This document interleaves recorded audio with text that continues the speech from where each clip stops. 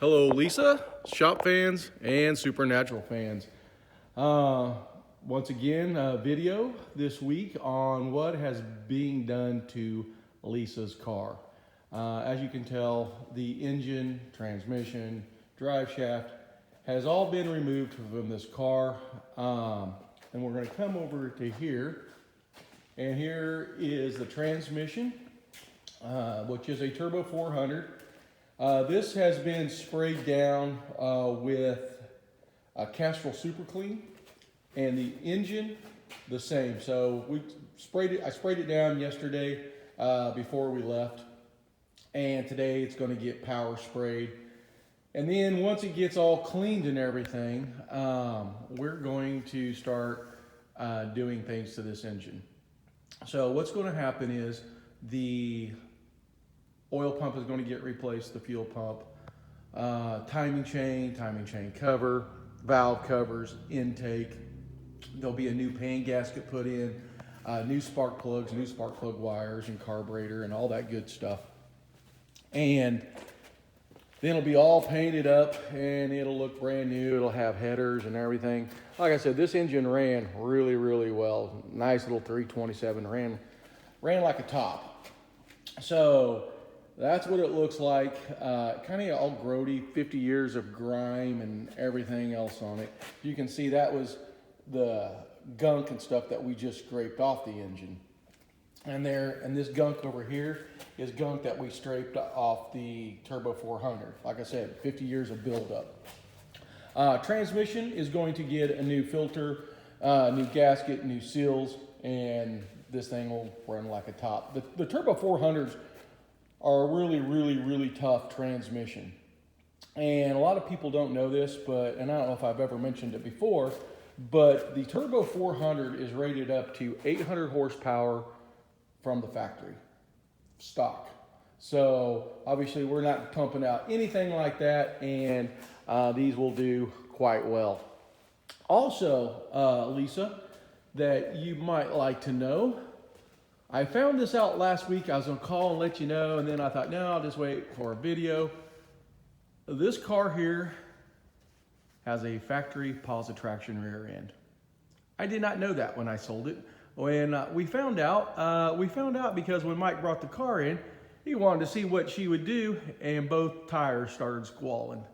And I was like, holy shit, had a factory posi? I mean, I knew it had a 12 bolt. I did not know it had a posi. That means out of all the cars that I have ever owned or we have worked on, this one and Miss Nadine's, which is right back here, are the only two that ever had a factory positive traction rear end in it. So I just thought you might really like to know that. So next time, if the little 327 gives out somewhere down the line, you can stick the big block in and you don't have to change it, just put the big block in and go. So just thought you might like to know that. As for parts,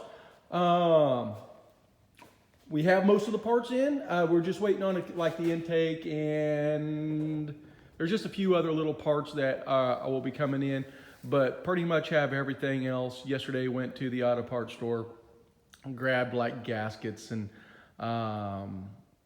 oil.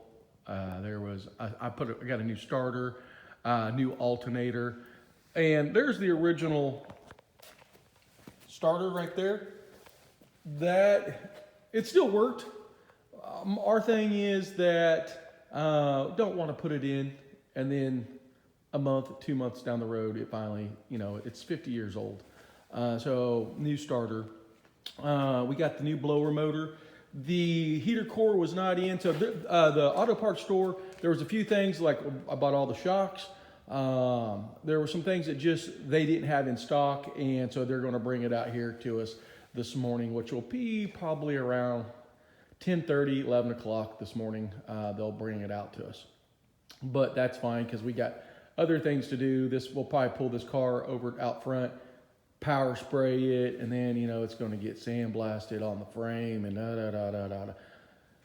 So lots of, tedious work, just man hours in it. But as for the parts and everything, we have I believe, everything that we need. And that includes the disc brake setup, the tubular A-arms, the front springs.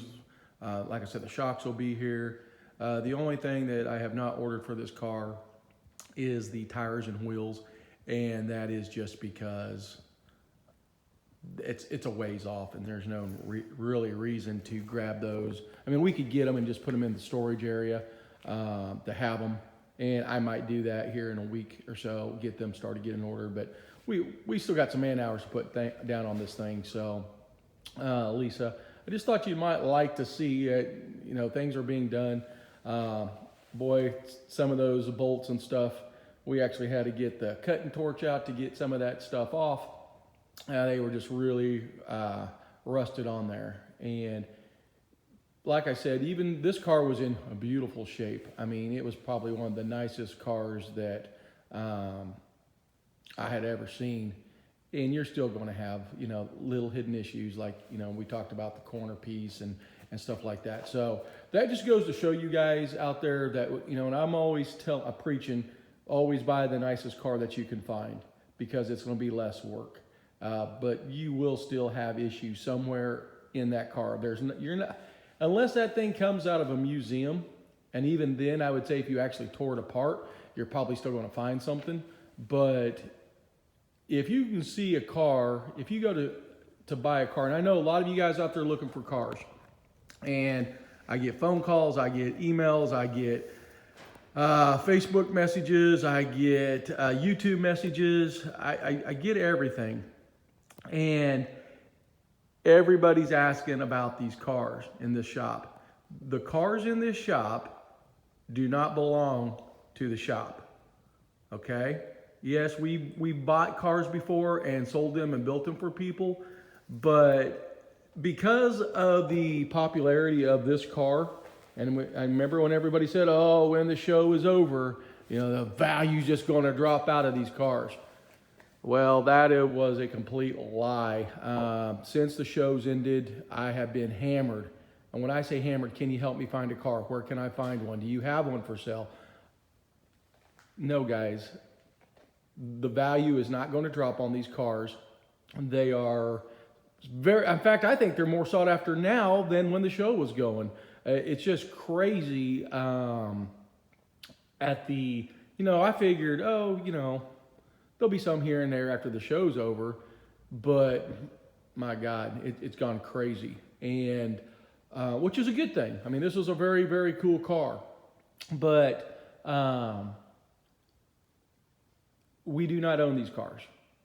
I don't look for cars anymore because the cars have gone up so high in value. I'm a businessman, and I've got to make a little bit of profit for my time and effort to go and get in cars and stuff like that. And now the cars that I've seen that are being sold, like I said, I wouldn't even take them if you gave them to me. And they're selling for thousands and thousands of dollars. So in my belief, and I could be wrong on this is just as my opinion, so take it for what it's worth, that the cars that are being sold today are the cars that nobody wanted when everything was really hot and heavy. And now things have gotten even hot and heavier, people trying to find these cars. Just the cars that are left, to me, I haven't seen one going, oh, that's a nice one. That's a good one. That's a good builder. I just haven't seen it yet. Now, on the reverse side of that coin, I'm not looking for one. But every once in a while, somebody will show me one. Hey, what do you think of this? And I give them my opinion. Listen, my opinion is not gospel. I'm not the God of the 67 Impala. I would say, if I'm the God of the supernatural Impala, but as for 67 Impalas and stuff, no, I'm not a god on it. But I can tell you by looking at a car that what I think I would pay for it. And you remember, these are looking at photos. So if I'm picking up a lot of things on photos, probably means the car is even worse shape. But I wish you guys luck out there finding cars. I do. Somebody asked me, I was talking to a very good friend of mine, Travis Purdue, on the phone the other day. And he's like, Rick, are you really getting out of building these cars? And my answer was this. It's kind of a mixed answer. Because I get people wanting this, you know, hey, would you build me a car, blah, blah, blah. The answer to that is no. But would I still build these? If somebody had a car and they had 80%, 90% of the pieces, like they'd been saving up, like, hey, I've been listening to you, I've been buying this stuff as I found it, blah, blah, blah, blah. Can I send it to you and would you guys build it? And if the car's not a complete train wreck, yeah, we'd build it. Because really, if the car's in good shape, like I said, there's going to be things we're going to have to fix, or anybody's going to have to fix. It's just, if, hey, we need to replace all the floors, we need to replace the trunk pans, the quarter panels, the front fenders, the doors, the rockers, the roof's got huge holes in it and stuff. Guys, those cars aren't even worth fixing in my book. In fact, I don't even think they'd make very good parts cars. So, but if you got a good, decent car, yeah, we would build it. But you better have all the supernatural pieces for it. Okay? Now, one of the things is people have asked me, would I build something that's a 67 and it not screen accurate? Would I just build it? My answer to that is no. That's not what I do. Cars are going to leave here. They're going to be screen accurate. Okay, so we'll take an example here, the 66. We know that's not a screen accurate car, okay? We know that. Matthew is a really good guy, and I've dealt with him a long time on the phone and stuff, and he tried finding a 67. I mean, the man tried finding one. He just couldn't find one, and so he got this one.